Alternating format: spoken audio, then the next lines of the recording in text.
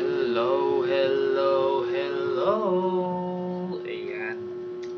Today is December 28 at patapos na ang unang event natin ng December, which is the Christmas. And ngayon ay nasa huling taon na tayo, ang New Year's Day! New Year's Day sa December 31. Ayan. Yun. Ay, sa mga hindi ko nabate nitong Christmas, pasensya na. Happy New Year po sa inyong lahat. Happy New Year sa to all my friends, to all my parents, teachers. Yan. Ah, happy ako dahil dahil ah, yung ibang teachers ko, binati ako, at yung inasahan kong babati sa akin, ayun, nakalimutan ata ako. Yan, siguro busy lang po sila. Yon, busy sila, kaya hindi na ako nabati. Ayun. Ah, sa January, darating na po yung anak ko. Yon. Matagal kong hinintay ito. Imagine, 4 years old na siya. 4 years old na siya. Tapos, mag-i-school na. Yun. Kaya, tuwan-tuwa ako. At, syempre,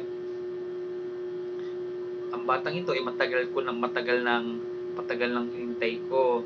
Kasi nung una, ang usapan namin is,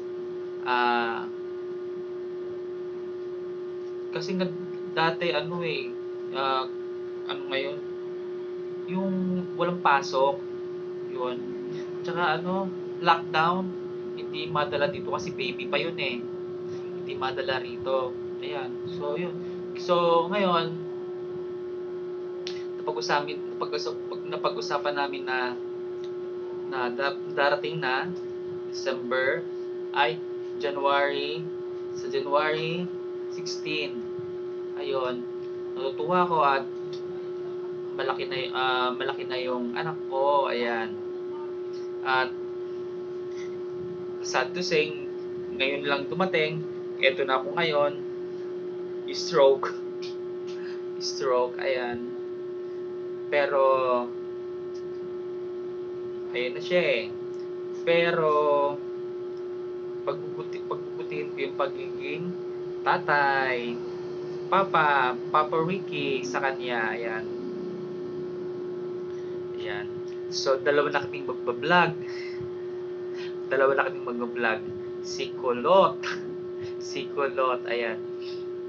Si Kulot. Kasi ang book nun, kulot eh.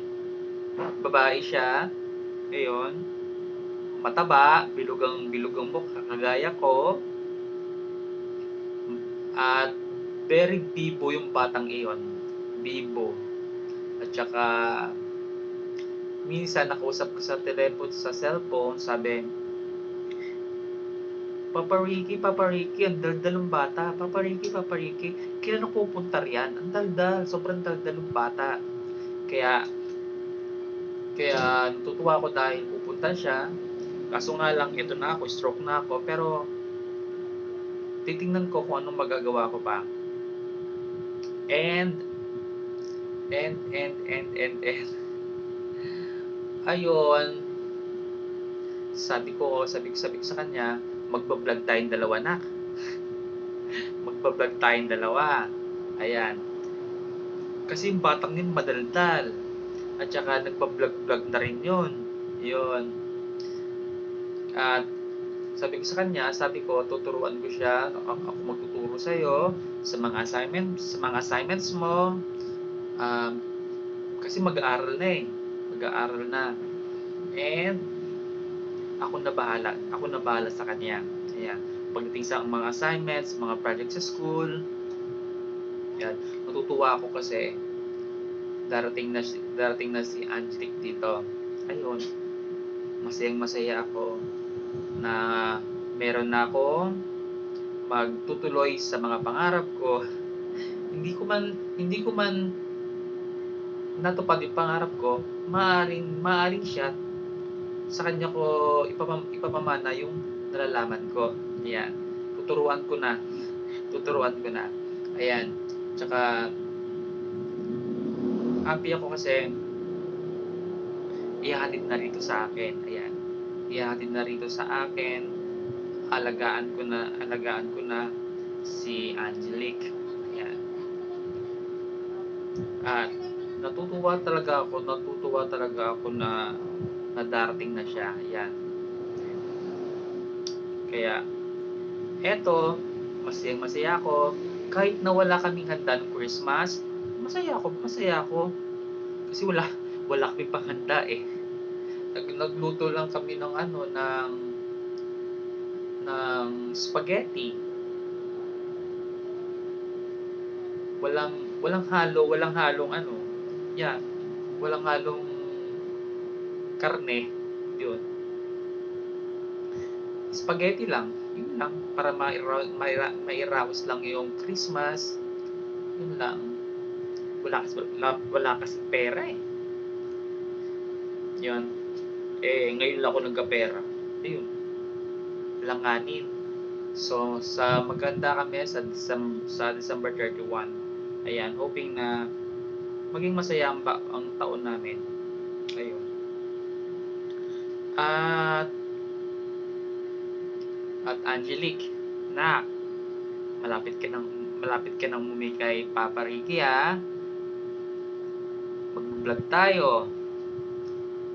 tayo. At gagawa ta kasi ako meron na akong 3,000 followers sa Facebook. Ayan.